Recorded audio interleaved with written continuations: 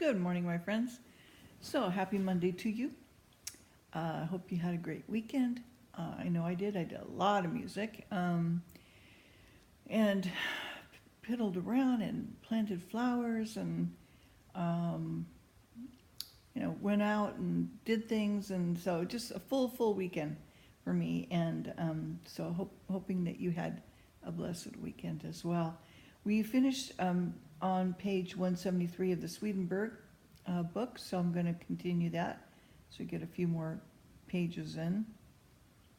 Nothing to report, that I want to talk about. I was a little surprised with the North Korea, South Korea thing. But I had heard, that Pompeo had gone a month ahead of time, because I look at other reports and stuff, so I did know that. So we'll see what happens with the nuclear disarmament. Hopefully, nothing underhanded is going on. Yeah. Okay, so good weekend. A lot accomplished. I'm looking forward to some things happening in the future. So, yeah. Anyway, all right. So we're talking about True Christianity, sample of that book right now. A little bit allergy problem this weekend. Lots of pollen in the air. So forgive my voice. So when these three categories of love are properly prioritized in us, they're also coordinated in such a way that the highest love, our love of heaven, is present in our second love, our love for the world. And though that our third or lowest love is our love for ourselves, okay? And so the Lord tries to keep lifting us up towards our love of heaven, love of neighbor, that kind of thing, okay?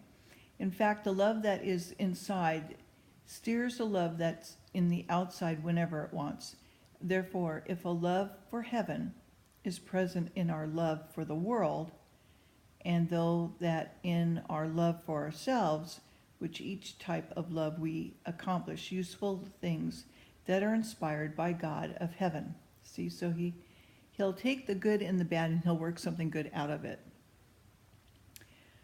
In operation, these three loves function like the will, the intellect and action. The will flows into the intellect, where it finds means of producing action, and there will be more on these last points in the next part of the discussion, which shows that if the three loves are prioritized in the right way, they improve us. But if they are not prioritized in the right way, they damage us and turn us upside down. So always good to start off your day with Lord, a nice prayer meditation of him and what your day is going to be like and stuff, and get prioritized. So yeah, you don't want to be turned upside down and have to work even harder. Okay, so to present the points that follow in the chapter in such a way that they can be seen clearly, not to mention the points in chapters to follow on free choice, reformation, and regeneration, and so on. I first need to present some points on the will and the intellect, goodness and truth, love in general, love for the world, love for ourselves in specific, our outer and inner selves, and people who are merely earthly and sense-oriented.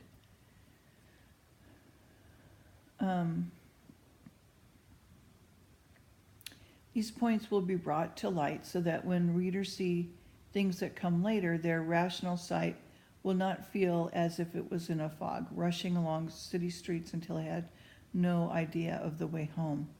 What is theology without understanding, or with an intellect that remains unenlightened while we read the Word? It is like having a lamp in our hand, but not lighting the candle inside it. like the lamps held by the 5 foolish young women who had no oil. Therefore, these individual topics will be taken up in sequence. See, Swedenborg always refers back to the Bible, always uses exegesis and references to prove his point, and to help Christians understand where he's coming from, mostly Lutherans, Protestants, all the different denominations and so forth.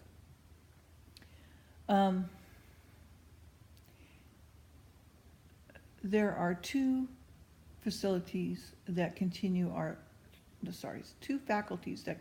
life. One is called the will, the other the intellect. They're distinct from each other, yet they were created to be one.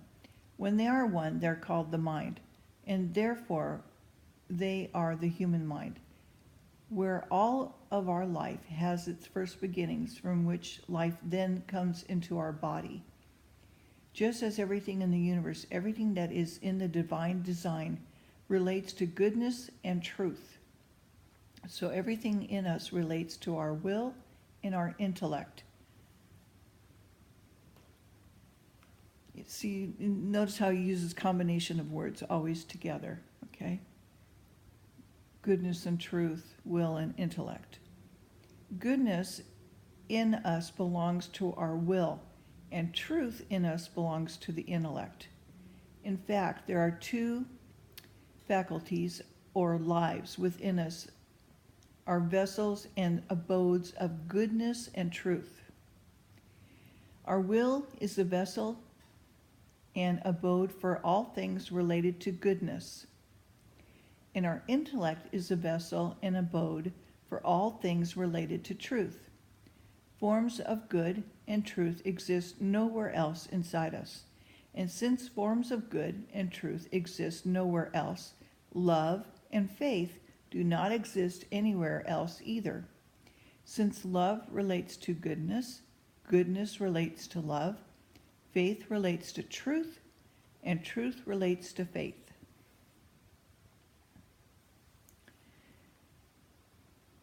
The will and intellect also constitute our spirit, that is where our wisdom and intelligence, our love and goodwill, our life in general reside. The body is merely an obedient servant. Nothing is more important to know than how the will and the intellect become a single mind. They become a single mind the way goodness and truth become one.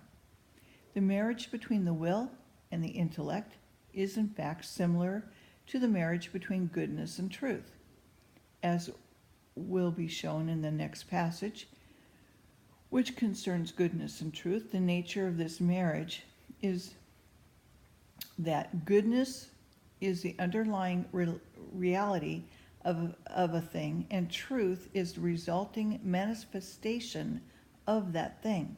Therefore, in us, our will is the underlying reality of life, and our intellect is the resulting manifestation of our life, because the goodness in our will takes shape and presents itself to be seen in our intellect. Goodness and truth.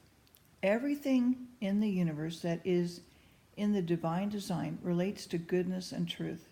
Nothing that exists in heaven or on earth does not relate to those two. The reason is that both goodness and truth emanate from God, the source of all things. Clearly, then it is necessary for people to know what goodness is, what truth is, and how they relate to each other, and how the one is united to the other. This is especially necessary for people of the church, as everything in heaven relates to goodness and truth. So does everything in the church, since the goodness and truth of heaven are also the goodness and truth of the church. The divine design is that goodness and truth are to be united, not separated. They are to be one thing, not two. They are united when they emanate from God. They are united in heaven. Therefore, they should be united in the church. In heaven, the union of goodness and truth is called the heavenly marriage. All who are in heaven have this marriage. This is why heaven is compared to a marriage in the Word. And the Lord is called the bridegroom, the husband, and while heaven is called the bride and wife, this is the church. Heaven and church are called this because the people in heaven and in the church receive divine goodness in their truths. All the intelligence and wisdom that angels have comes from this marriage. None of it comes from goodness that is separated from truth, or truth that is separated from goodness. The same is true for people of the church as well.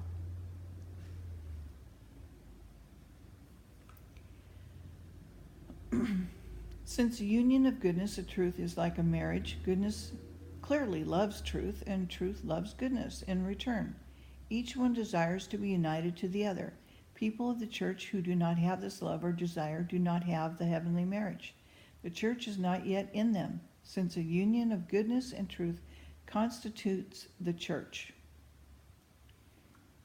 There are many kinds of goodness. In general, there is goodness that is spiritual and goodness that is earthly. Both types come together in goodness. This is generally moral. Just as there are different types of goodness, there are different types of truth. Since truth belongs to goodness and is the form of goodness, the situation with goodness and truth has an opposite in evil and falsity. As everything in the universe that is the divine design relates to goodness and truth, so everything that is against the divine design relates to evil and falsity. As goodness loves to be united to truth, so evil loves to be united to falsity, and the reverse.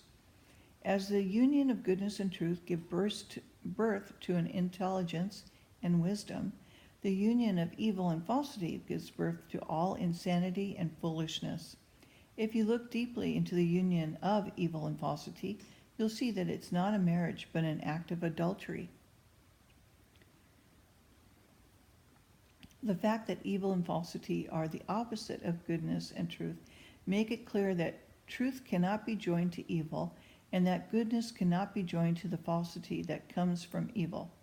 If truth is joined to evil, it becomes false and no longer true because it has been falsified. If goodness is joined to the falsity that comes from evil, the goodness becomes evil and no longer good because it has been contaminated. Falsity that does not come from evil, however, can be joined to goodness. No people who are focused on evil and falsity as a result of their convictions and their lives are able to know what goodness and truth are, because they believe that their evil is good and their falsity is true. On the other hand, all who are focused on goodness and truth as a result of their convictions and their lives are able to know what evil and falsity are, because all goodness and truth are essentially heavenly, and all evil and falsity are essentially hellish. Everything heavenly is in the light, but everything hellish is in the dark. Love in general. Our love is our very life itself. The nature of our love determines the nature of our life, and in fact, the entire nature as human beings. Our dominant or leading love, however, is the love that constitutes us. Our dominant or leading love has many other loves. They are derived from in a hierarchy beneath it. No matter how these other loves may look or seem, each of them is a part of our leading love.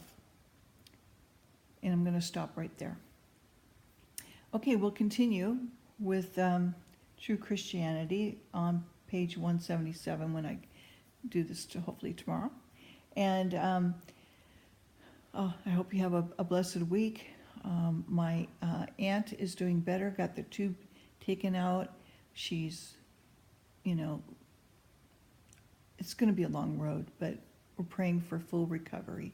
Also, the other people in my life that are hurting, and so I'm keeping them in prayer, my brother, other friends and stuff. So do keep each other in prayer, lift each other up. Love you. Bye-bye.